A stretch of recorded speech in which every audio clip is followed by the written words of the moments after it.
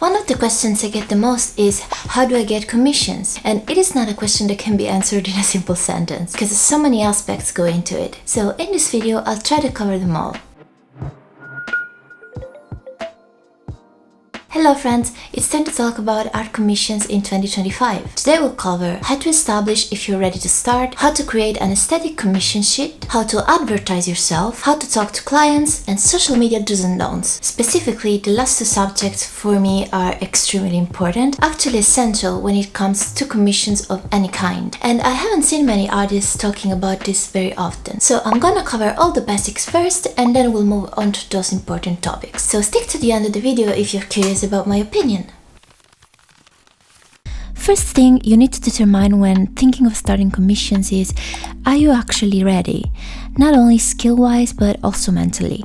That means being ready to tweak the art, being able to bring to life your clients' requests and the changes they might ask for during the revision, etc. That is why I suggest you to pick a couple friends, close friends, and train on this particular aspect a little bit. Ask them to request an artwork and pretend they are your client with all their potential requests, ideas, etc. Why should you bother doing this? It is very easy to get frustrated at the beginning, especially because it's very common and also normal for clients to ask for tweaks of the initial sketch. And it is also normal for us artists to be a little bit jealous of our art, because we get attached to the piece we create. So when a client tells you, this isn't really what I had in mind, could you please change this, change that, you might get overwhelmed and panic, or worse, start arguing with them. So training with a close friend will help you deal with that to an extent, and I'll give you tips on how to keep it professional later on, especially if you're a shy, anxious person like me. Ultimately, starting out will help you learn with the experience itself, but you still need to be aware of these things and take them into consideration. So the question you should ask yourself are, if a client asks for tweaks and fixes, for example, moving an arm into a particular position you have never drawn before, will I be able to meet the request without stress and difficulty? If we encounter multiple issues with the artwork, a misunderstanding or the client's instruction, whether it is quote-unquote your fault or your client's fault, will I be able to navigate through that, find a solution and keeping it professional without getting nervous or angry? If your answer is yes to both of these crucial questions, then you're ready to start. And about the first question, you might tell me, I do not know how to establish if I am skilled enough to meet my client's request. Now, I do not want you to get discouraged and sad, and please do not think you're not good enough. This is something that goes beyond art style. It's very different. Let me explain. First of all, we all have our own journey with art, our own uniqueness, and we all learn at a different pace. When I started commissions, I'm gonna be honest with you guys, I wasn't ready, but I was lucky enough to train with people that helped me grow. And how do I know I wasn't ready? For a simple reason, because the final outcome of my drawings wasn't intentional. And what do I mean by that? Sometimes we finish an artwork, we go with the flow, we create a particular light effect and say, oh wow, that turned out great. How did I do that?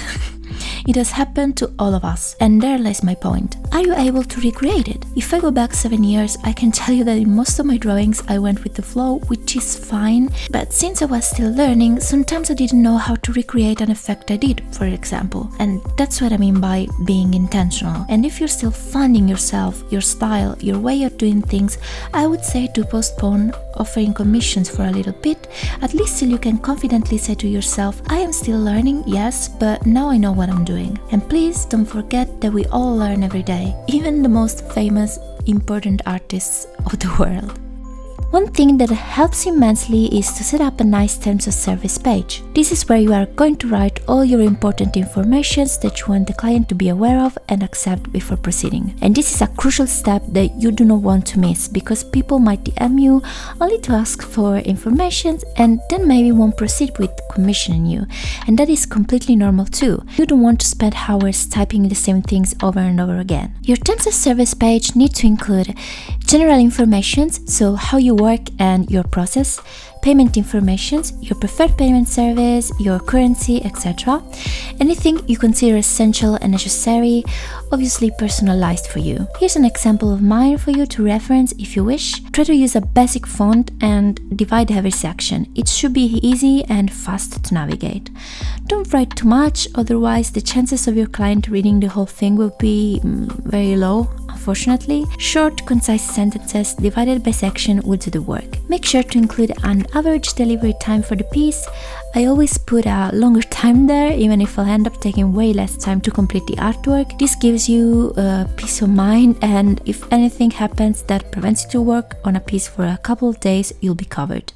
Okay, let's get into the juicy topic now. I know you couldn't wait to hear about this. Pricing your art is a very important topic, and when you are at the beginning, chances are you have no idea of how to price your illustrations. I see people undercharging massively because they are scared of getting zero clients, and I completely understand that feeling. I've definitely been there too. And while it is true you want to keep competitive prices at the start, at the same time you cannot be working 10 hours for a few euros. Not only because your art is worth much more, but also because you might get too many requests and end up burning out, unable to keep up. That happened to me too. So my first suggestion is to do a market research. Go look at fellow artists' pages, artists that you believe are in your skill level and work similarly to you. See their pricing and then do your evaluation. When pricing your art, you should take into consideration a couple things. The time it takes you to create the artwork, but this isn't something you should discuss with a client. You should do that evaluation on your own and then choose a price. And your skill level, obviously. That means your experience with making art in general, and this doesn't include only the final result, but as I mentioned before, your ability to really convey what your client is asking for, especially during revisions. In general, I suggest you to never go under $25, $30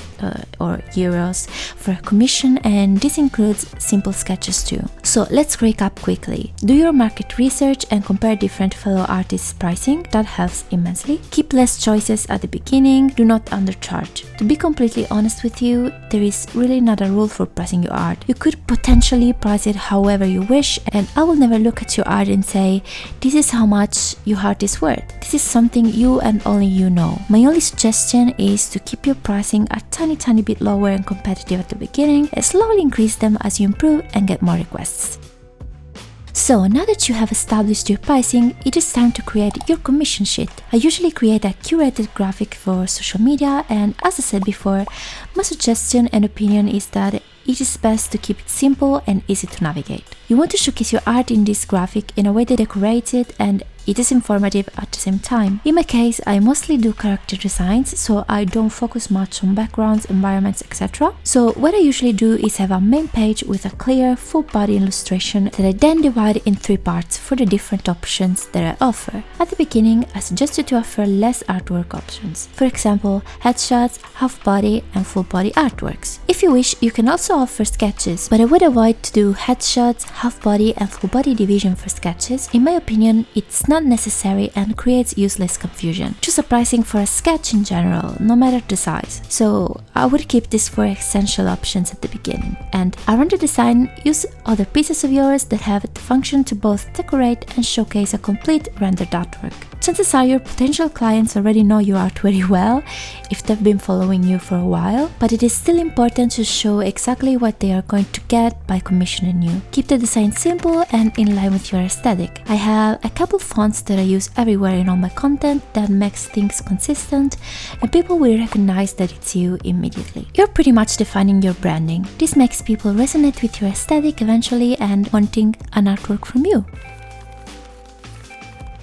When you start getting the first clients, you will also deal with one thing: revisions. It is up to you how many revisions you want to offer before charging a fee, but generally I'd recommend to offer 3 to 4. Being flexible is okay at the beginning, especially if they are asking for minor changes. I definitely did more than 4 revisions in the past, especially for OG clients. Normally I prepare 1 to 2 sketches, depends. Maybe I have multiple ideas or I am particularly inspired and I want to give multiple choices to my client. And all the revisions will be applied to the sketch. That is the ideation phase. It's you bringing an idea to life. I recommend to keep the sketch as clean as you can, or at least polish it up a little bit before sending it to the client for review. Remember that your eyes see through messy lines because you are already imagining the final piece, but the other person might not and miss a detail. So keeping your sketches as clean as possible will spare you a lot of pain and time waste. General rule for me is once the sketch is approved, no changes will be made to the line art. However, when the artwork is completed, I always ask if minor tweaks are needed,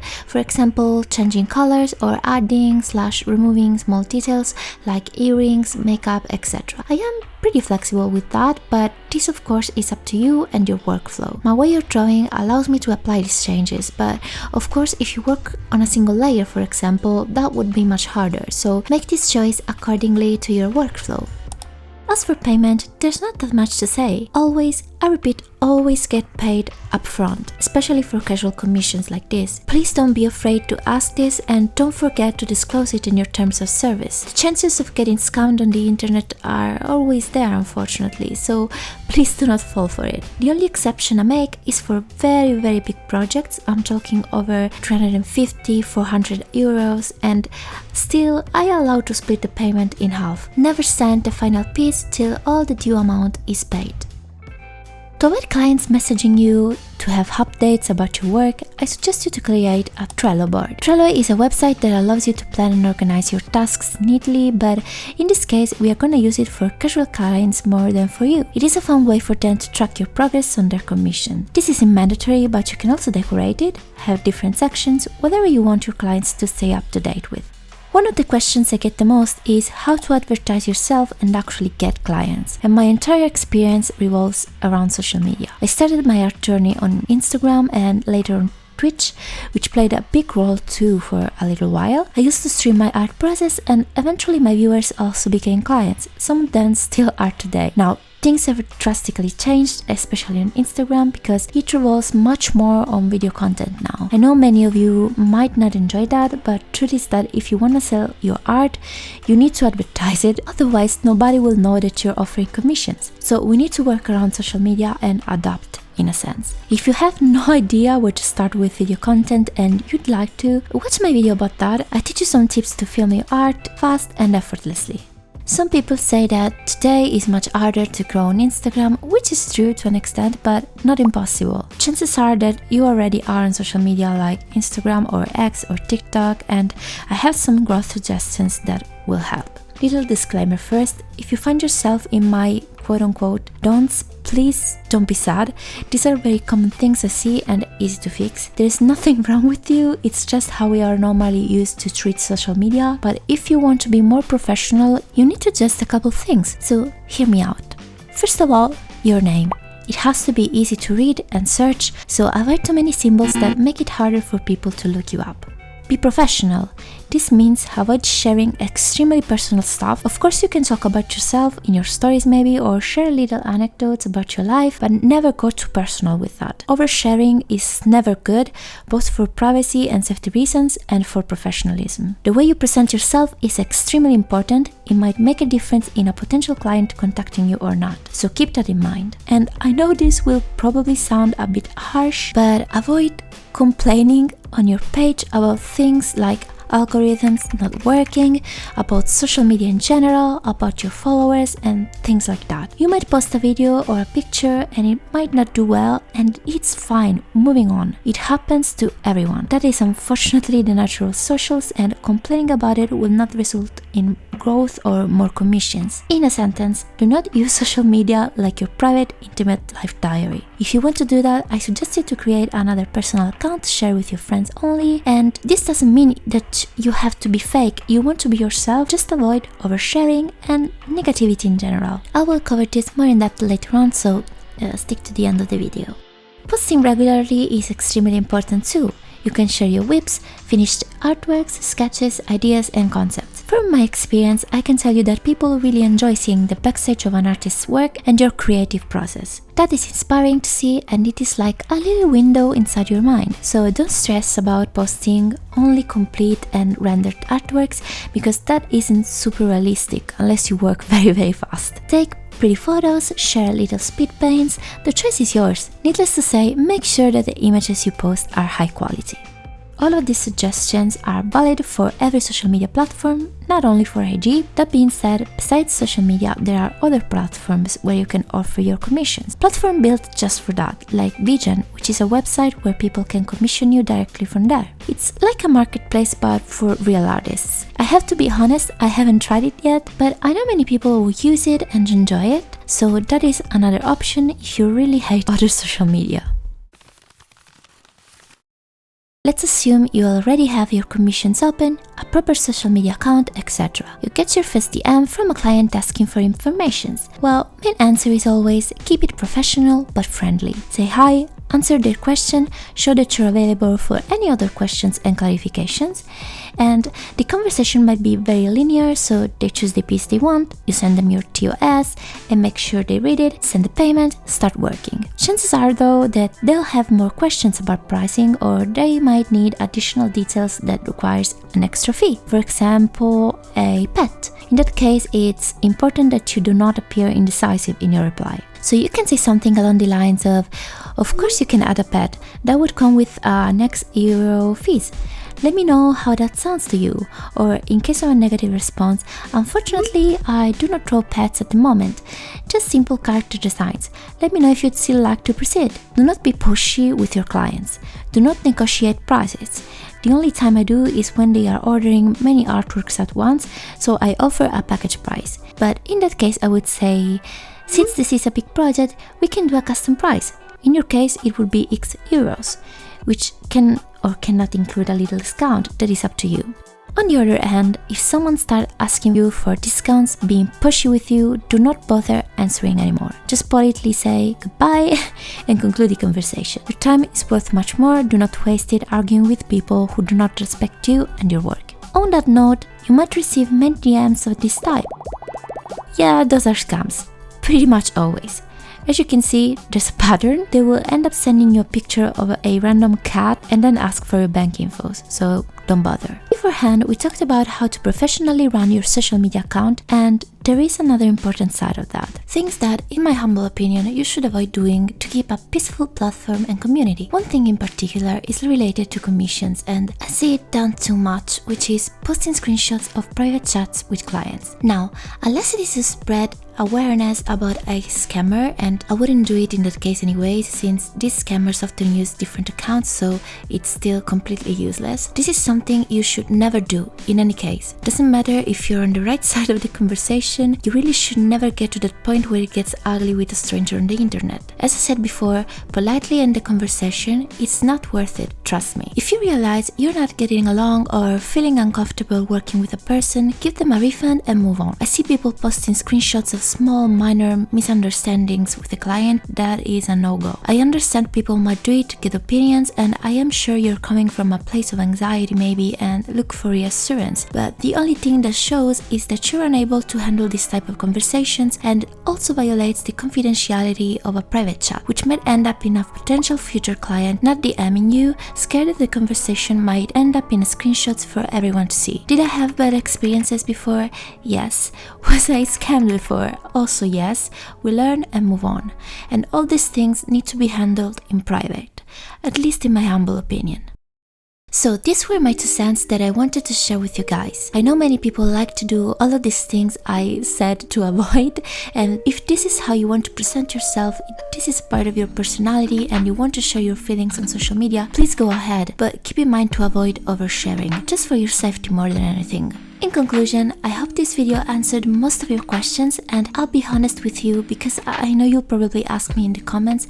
There is unfortunately no magic switch to turn on to get clients. Getting commissions is a combination of things that you put together in time, a combination of experience, knowledge of your craft, and social media presence. Now, I want to specify that this video talks about casual commissions, meaning people contacting you to get a casual drawing. But there are many other ways to work as an artist, and other paths you can take to work in this field without necessarily being a content creator too. I have a video that I suggest you to watch where I explain how to create your first portfolio in a very simple way, just send around, and I touched more on this topic there. I'll leave the link in the card above. So that's it for today, guys. I hope I answered most of your questions, and if you have more, please leave them in the comments below. And if you're an artist too and happened to watch this video and you have your experience, please feel free to share your opinion and suggestions in the comments below, because I'm sure a lot of people would benefit from that. Thank you so much for watching, and I'll see you in my next video. Bye!